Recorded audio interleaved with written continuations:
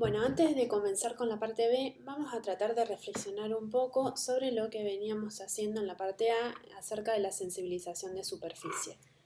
La idea es tratar de ir pensando sobre qué es lo que estamos viendo, qué es lo que fuimos produciendo, si trabajamos alguna técnica específica, algún material, si la expresividad que ha salido tiene que ver con el material, con la técnica, si trazamos algún tipo de estructura sostenedora, es decir, lo que nos fue llevando a realizar este proceso que, si bien tiene una instancia intuitiva, que es saber probar qué es lo que uno sabe hacer, también hay una cuestión de búsqueda ya intencionada que tiene que ver con los conocimientos que uno trae sobre la comunicación gráfica.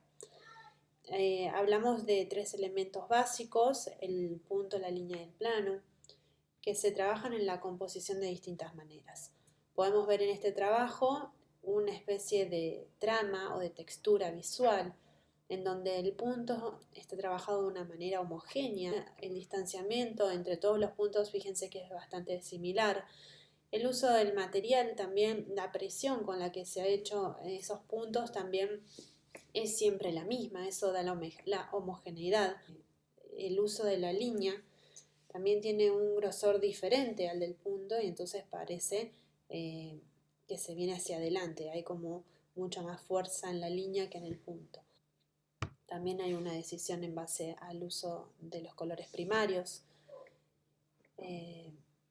O en este trabajo, por ejemplo, podemos ver el uso de los colores complementarios.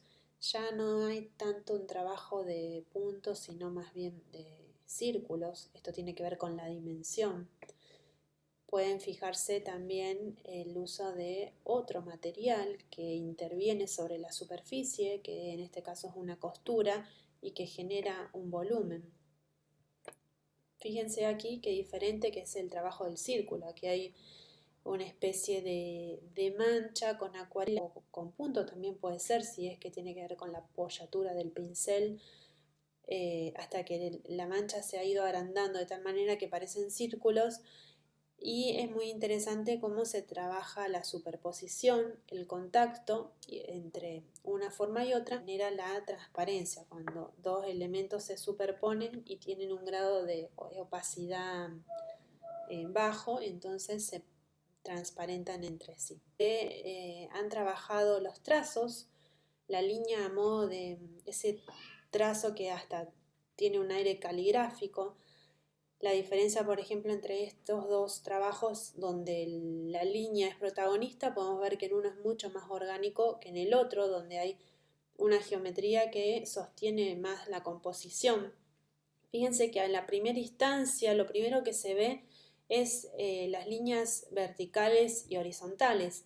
Eso también tiene que ver con el color con las que se hicieron, que en este caso es el rojo y que se viene más hacia adelante que el violeta o los otros colores que también se usan en la otra composición. También el rojo se destaca más. En este caso podemos ver una composición donde hay una simetría presente, en donde tiende a ser un punto central muy llamativo, todo es como que se expande desde el centro hacia afuera, y también el uso de los colores cálidos. Hay como un trabajo de líneas que se han ido trazando y cuando la línea se toca con otra, forman los planos, que esto lo fueron diferenciando por color. Y en el caso de al lado, fíjense que el proceso ha sido importante para generar esos planos. Se han hecho unas líneas de cinta y se han coloreado los planos que quedaban entre medio. Y también utilizando la gama de color en sentido diagonal, como para a lo mejor quebrar un poco con lo estático de la composición. También podemos pensar en un modo de sensibilizar que tiene que ver con intervenir en la superficie, arrugándola, cortándola, generando que esta superficie deje de ser lisa del todo y pase a tener un volumen. Fíjense en estos dos casos, el modo es bastante diferente. En el primero hay una estructura muy clara, y es justamente una especie de entramado cuadricular geométrico, y en el segundo es algo mucho más orgánico. Pero no es al azar, sino que está intervenido gráficamente y la parte arrugada del papel es como que nace de ese punto central donde está la mancha. Bueno, también está recortado, esto también es parte de la intervención. Bueno, este es otro caso en donde es interesante ver cómo la línea continua va cubriendo toda la superficie y a partir del color se han seleccionado algunos sectores para generar planos y también dar cierto dinamismo y distintos puntos de interés. Este es un video que era bastante más largo, yo lo resumí para mostrarlo ahora, pero es interesante para que todos tomen a modo de ejemplo, cada uno sabrá cómo mostrar sus procesos. Fíjense, las cámaras, las tomas han sido bastante variadas y entonces eso permite mayor expresividad en la narración, en este caso audiovisual, porque le puso música, pero uno de esta manera puede mostrar con más detalle cómo ha sido el proceso. Cada uno podrá representarlo de la manera que le parezca más cómoda. Bueno, comenzamos con la segunda parte del trabajo práctico, en donde ahora sí vamos a ver la transposición de la a la tridimensión. Lo que ustedes venían trabajando, que es la composición bidimensional, ahora van a tener que trabajarla, como repensarla, transformarla para que vuelva a tomar un nuevo sentido en un objeto tridimensional. La idea no es que ustedes van a agarrar un objeto tridimensional y lo van a forrar o a cubrir con esta composición que trabajaron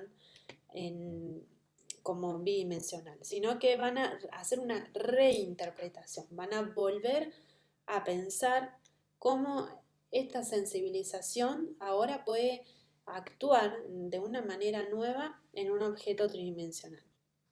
Aquí van a tener que tener en cuenta dos cosas muy importantes. En principio, el volumen que van a trabajar y luego qué aspectos, motivos, tratamientos de lo que ustedes mismos ya han creado se van a modificar y se van a adaptar a los cambios de escala, a los pliegues, a los repliegues que tenga este nuevo objeto.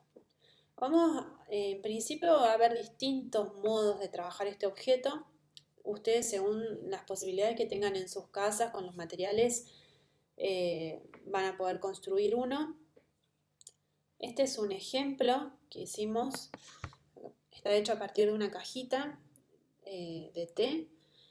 Fíjense que es interesante, no es solamente un cubo, hay una parte que lo hace más complejo, que es esta cara que es triangular, hay una diagonal. Y este objeto ustedes los van a tener que cubrir primero, antes que nada, de blanco, ya sea pintarlo o forrarlo. Tengan en cuenta si alguna de las caras, como es este caso, está como más hundida porque va a tener que ser lisa. Ahí verán cómo resolverlo. Y van a tener que estudiarlo, mirarlo desde todos sus lados, para que cada cara pueda contar algo diferente. Lo van a tener que ver como una continuidad, o sea, algo que empieza desde una cara va como a continuar con la otra.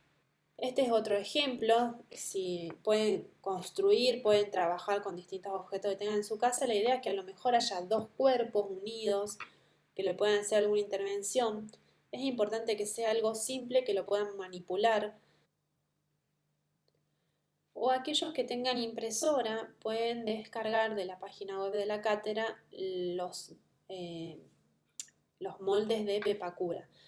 Este trabajo, tradicionalmente en clase, se trabaja con un Pepakura que ustedes van armando, tienen este tipo de formas. Y bueno, si alguno tiene impresora y lo quiere hacer así, también lo puede hacer. Pero como no queríamos condicionarlos con la impresora, dimos la opción de que construyan su objeto. Bueno, les muestro algunos ejemplos de otros años en donde se han realizado esta transposición a los Pepakuras. Es importante ver las distintas caras, cómo van trabajando de distinta manera. También pueden desplegar el objeto y volverlo a plegar, desplegarlo y volverlo a plegar todas las veces que sea necesario. Se recomienda que no se trabaje solamente desplegado. Es interesante que lo trabajen así, que lo trabajen ya armado para poder ir viendo bien cómo la forma se va adaptando a la tridimensión. Y esto es muy importante porque ustedes no pueden comprender de una sola mirada algo tridimensional, o sea, un solo vistazo. Esto lo dice Wysius Wong, recomiendo su lectura. La perspectiva desde un ángulo fijo y una distancia que sea siempre la misma puede ser engañosa. Entonces, a un objeto tridimensional tenemos que verlo desde todos sus lados, tenemos que recorrerlo. Estos son otros ejemplos. No hay un patrón fijo a seguir. Ustedes, cada trabajo va a ser diferente y personal. Lo importante es que haya una intención que dé como un nuevo significado. En caso, la composición bidimensional funciona de una manera y en la tridimensional funciona de otra, y sin embargo hablan el mismo lenguaje, sin embargo están como conectados, hay una identidad entre los dos. O este otro caso, por ejemplo, en este pliegue decidieron darle como el punto de interés y entonces la imagen es como que nace desde ese centro hacia las otras caras. El trabajo no va pegado arriba de la sensibilización en la superficie, van separados, ¿sí? Esto así están en las fotos, pero no los peguen. Lo digo porque el año pasado han pegado varios. Fíjense qué interesante también este caso, cómo se decidió, bueno, que estos planos acá en tridimensional sean los vértices, por ejemplo, o las uniones. Y este es un caso que no es lo que se tendría que hacer, no es lo que estamos pidiendo, pero me parece interesante mostrarlo también. En este caso se trabajó con algo figurativo. No quiere decir que el pasaje de la bidimensión a la tridimensión esté mal, está muy bien resuelto, pero el contenido desde lo narrativo no es lo que estamos buscando. Así que esto tómenlo como algo que no es lo que queremos que haga. Por favor, vayan a la bibliografía y bueno, cualquier cosa nos consultan, estamos para acompañarlos. Gracias.